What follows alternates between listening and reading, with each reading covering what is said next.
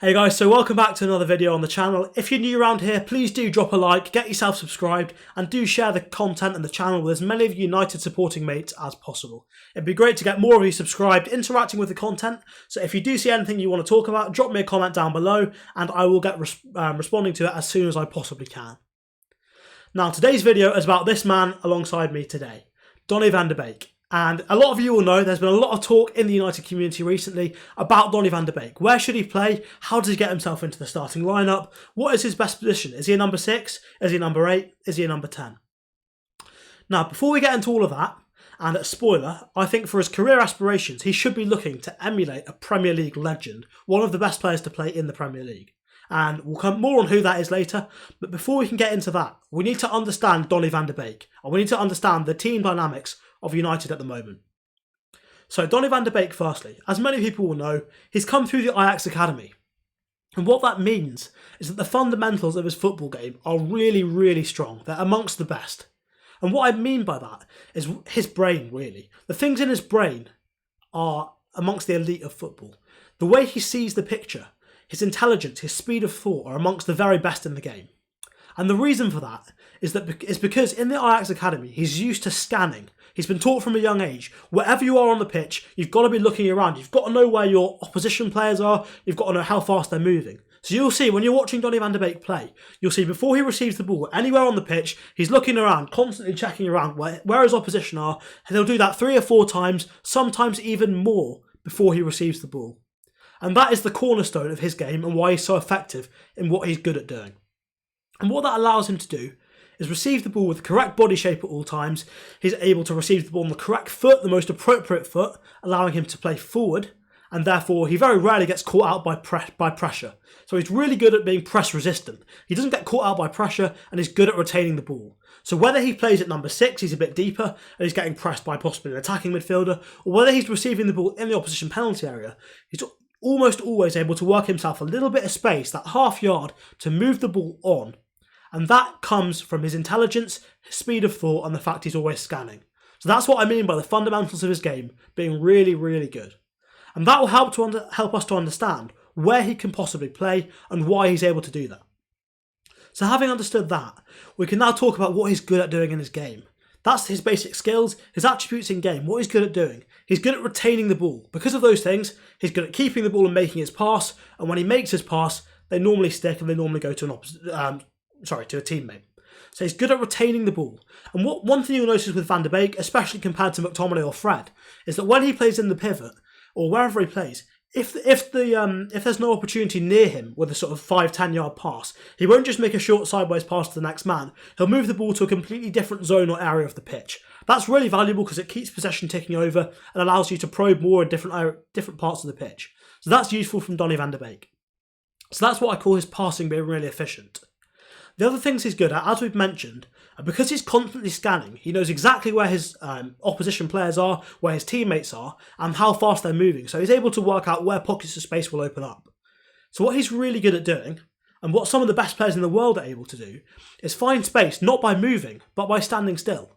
Because he's able to work out what his teammates are going to do, where the opposition will go in response, and sometimes the space opens up for him without him having to move at all.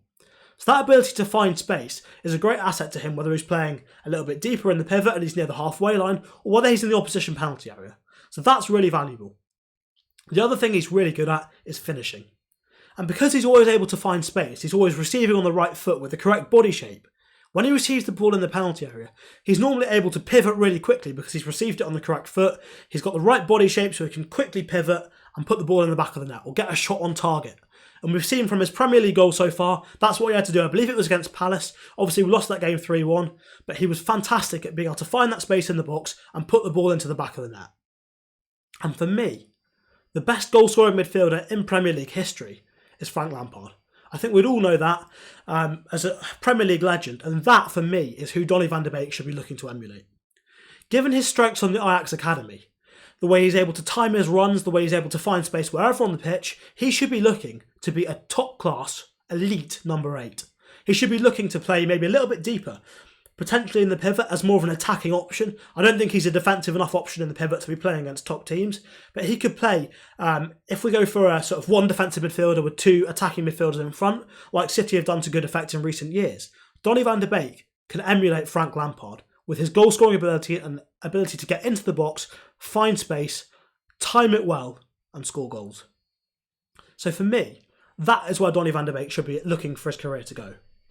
Now, at the present moment, in terms of how he gets into the United team and why he isn't playing so much, to know that, you've got to understand the team dynamics. So we'll switch back over to the tactics board now.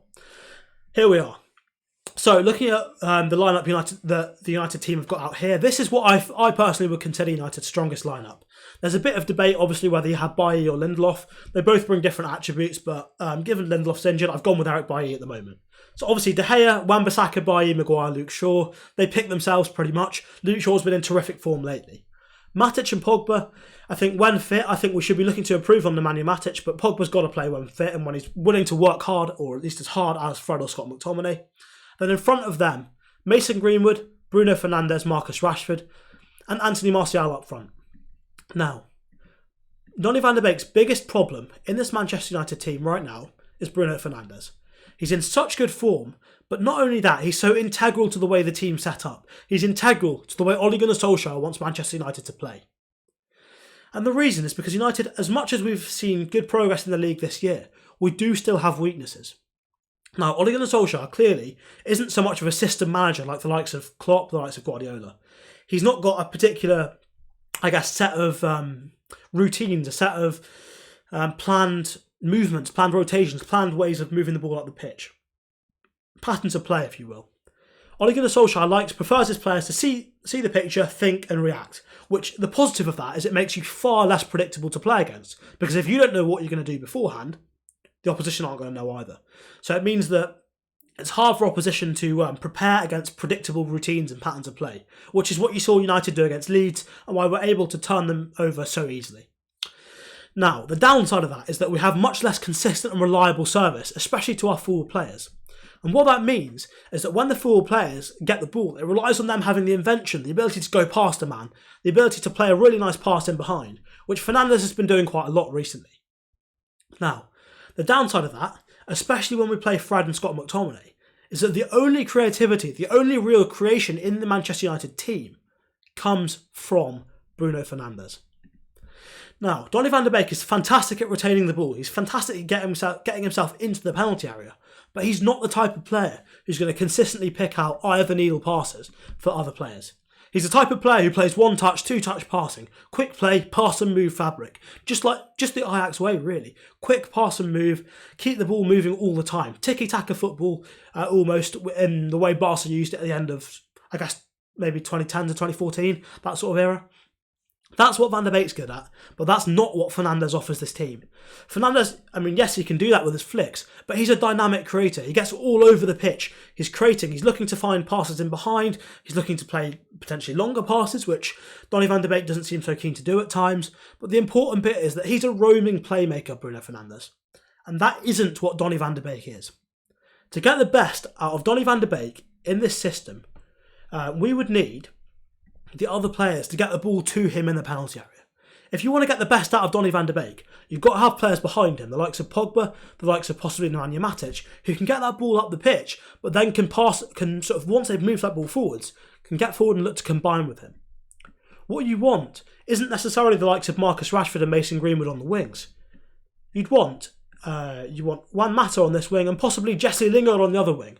Now, a lot of fans are going to laugh at me, but maybe even turn off the video here and say that's stupid. But what will get the best out of Donny Van de Beek is those quick combinations, that interplay. And whilst, yes, Rashford can do it, Greenwood can do it, the best chance you've got of doing that is when Donny Van de Beek himself is on the edge of the box and you've got the likes of Lingard in Rashford's position here, playing quick one-touch passes with him and moving away quickly. You've got creators in the likes of Lingard and Mata who can come a little bit deeper and get the ball into the box. Because as soon as you get that ball into Van de Beek in the box, whether he's turning and pivoting to get a shot off himself or he's making a one-touch pass out to someone else, it's creating opportunities. Donny Van de Beek isn't the type of creator who sits deep or comes a little bit deeper and looks to slide the ball in. He's the sort of player, the sort of number 10 who likes to be in the penalty area. Now, statistically, in terms of his role, The number 10 role has been his best role for Ajax. But for me, as I've said before, his attributes are possibly best suited to being an attacking number 8. And for me, he should be looking to emulate Frank Lampard, as I've said. Now, there's been a lot made of this recently. Is he a number 10? Is he a number 8? Ultimately, there's 10 yards difference between them on the pitch, if that. So really, the important bit isn't so much where he plays, but how the team is set up around him to facilitate him. And the reason he's not getting the game time now, and the reason he isn't standing out at the moment in the team, is because it's not set up for him. To allow a player who's so good at getting into the box to receive the ball in the areas he's good at, you need players behind him who can get the ball to him. You need more consistent and more reliable service. You need to get Anthony Martial the ball more often. You need to get Marcus Rashford the ball more often if he's playing. And you need those players out wide to be able to create. You need them to come inside and play into play. Not always looking to go in behind, not standing still. United have been far too static too much recently. And that isn't the way you're going to get the best out of Donny Van De Beek. So for me, to summarise this video, the reason why Donny Van De Beek hasn't been able to lock himself down a place in that starting 11 at Manchester United is because right now, the team needs Bruno Fernandes. For all the improvement we've seen, we're still not brilliant at progressing the ball out of the back. We still aren't able to get the ball reliably and consistently in the same areas to our front players. If you look at City, Sterling and Mahrez will receive the ball in the same areas 10, 15, 20 times a game. It's easy for them to build patterns of play, know where to receive the ball, and then they can start thinking about what comes next. At United at the moment, players don't know what they're going to do before they get the ball, so it's really hard to plan a couple of steps ahead, which is making it hard for Donny Van De Beek. The fact that Bruno Fernandes is so good at doing that is, well, I guess just unfortunate for Donny. But to get the best out of Donny and play him there in the future, we'd need to work out our ball progression and getting the ball forwards faster. For me, long term, I think if Paul Pogba does leave, Donny Van De Beek and Bruno Fernandes should be looking to play in that midfield area together. And to facilitate that, we need a better defensive midfield player with more legs than Nemanja Matic and the ability to pass off both feet and distribute the ball as well as Matic can. In terms of distribution, not in terms of passing off both feet. Now look, it's been a long video, so I'm going to wrap it up very shortly. If you've enjoyed it, if you've enjoyed the video, if you've anything you want to talk about, drop me a comment. Please do get yourself subscribed, do like the video, do share it as much as you possibly can. It's been great to talk to you again and see you again very soon for Burnley and Liverpool games.